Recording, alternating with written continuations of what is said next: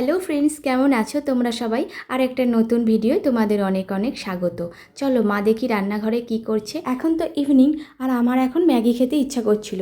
বাড়িতে দেখলাম একটাও ম্যাগির প্যাকেট নেই। তারপর বাবা হাঁটতে গিয়ে ম্যাগি আর ডিম কিনে এনেছে।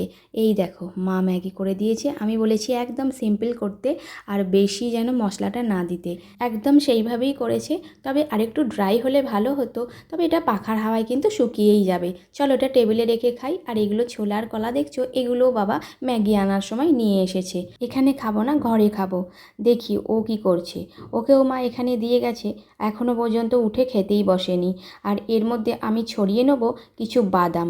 ওকে বললাম বাদামগুলো দিতে, একটা একটা করে দিয়ে যাচ্ছে। এরপর আমি এর উপরে ছড়িয়ে নেব টমেটো সস। দেখো কি সুন্দর দেখাচ্ছে। ব্যাস ব্যাস, আমি এইটুকুই খাবো।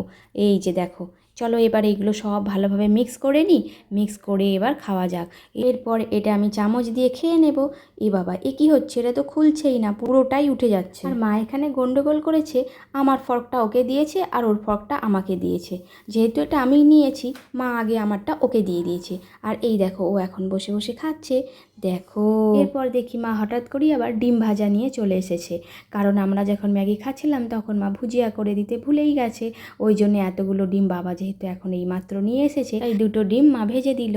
আর এই দেখো আমি এগুলোকে ছোট ছোট পিস করে এবার চামচের সাহায্যে খাবো। আর ডিমটা যেহেতু এইমাত্র গরম গরম ভেজে এনেছে, তাই ডিমটা কি সুন্দর ফ্লাফি হয়ে আছে।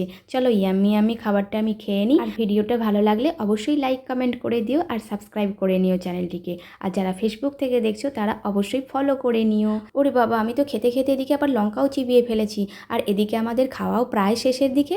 তাহলে চলো ভিডিওটা এখানেই রাখছি। টাটা।